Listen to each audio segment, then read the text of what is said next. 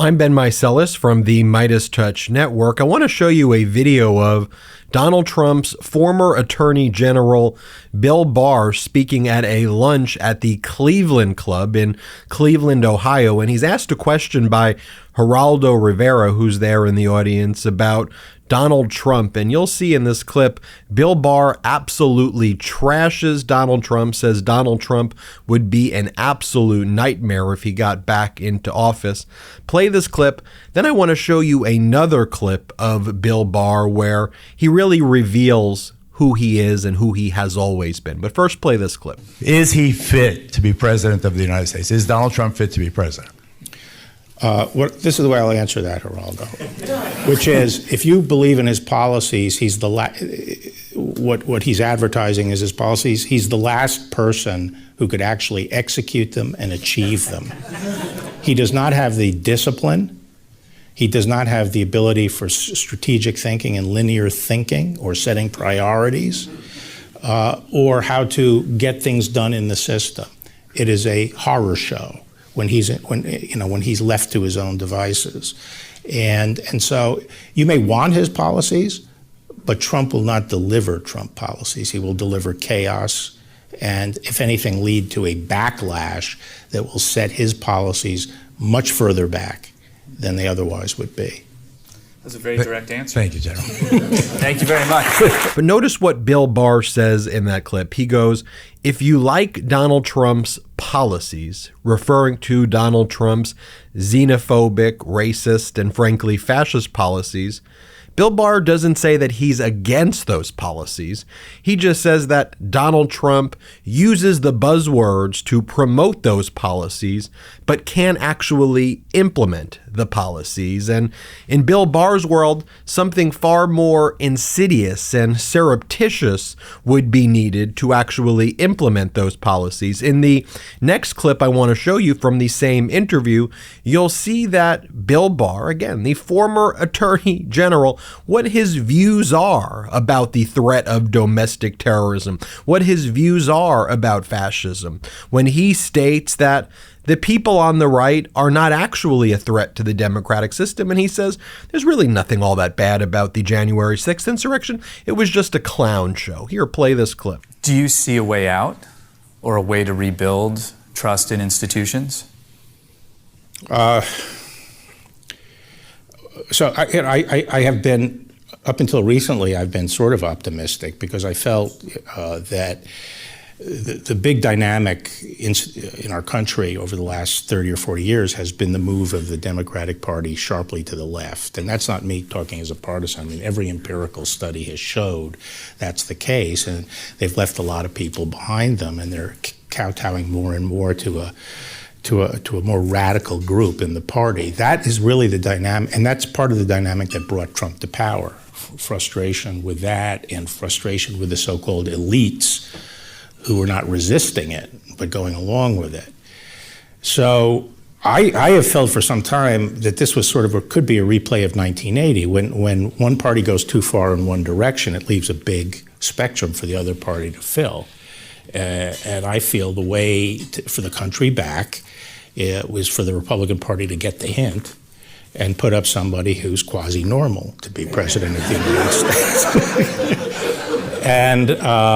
And I think that would lead to a resounding victory, and with enough strength in Congress to reject the extremism on one side and show that there's an alternative other than extremism on the other side. Do you see the extremism on the other side, on the Republican side, as being an issue as well? Yeah. No, I personally feel it's more reactive in this sense. The threat to American democracy is not authoritarian black shirts coming from the right. It's not that kind of threat. The threat of totalitarianism is, as Tocqueville wrote in the 1830s, which is it's more of the progressive totalitarianism that a lot of liberals, classical liberals, are now talking about, whether it's Barry Weiss or Sullivan, what's Sullivan's? Andrew, and people like that. That it is totalitarian. I mean, who are the people losing their jobs these days? Is it people on the left? No. I mean, there's more McCarthyism going on in this country than happened during McCarthy's day. And by a big factor. In those days, it was, people in Hollywood who had attended meetings of the Communist Party. And now, if you're a kindergarten teacher, head of a university, whatever, you can lose your job. That's the kind of creeping totalitarianism and controlling what people think that I think is the danger to freedom in this country. I think the people on the right are not actually the threat to the democratic system. Did you feel, I feel compelled to ask you, though, did you feel that way on January 6th? Yeah, I did. I thought January 6th was a clown show. I thought that anyone who thinks that the Republic was in serious danger on January 6th is out of touch. I mean, you had a control room with Rudy Giuliani and Bannon and those people. The country couldn't have been safer. I mean, the whole thing. The country, this was a Keystone Cops operation that played into the hands of their adversaries. And people say, well, why were they treated differently than the people in Portland? No one feels that more keenly than I, because we were trying to deal with people in Portland. But, and they should. That was, an attack on an American institution. But they all dressed the same, dressed in black, wore masks, came out at night, with no distinguishing features, very hard to build a case. Only people on the right would go walking into the most photographed place in the country, all wearing distinctive clothing and no face masks. I mean, the thing was a joke. And I would point out, no agency in the even in the executive branch went along with this. No state went along with it. No Republican governor, no Republican legislature, no attorney general, deputy attorney general, my successors, no lawyers in the other agencies. It was a farce, like most things that Trump cooks up on his own. Folks, that is who Bill Barr is, and that is who the right-wingers are today. It is sad, it is disgusting, but it is not a normal Republican Party. They have abandoned our democracy for the type of fascism that you just heard from Bill Barr. And Bill Barr's problem with Donald Trump is that he is an ineffective tool for the fascism that they want.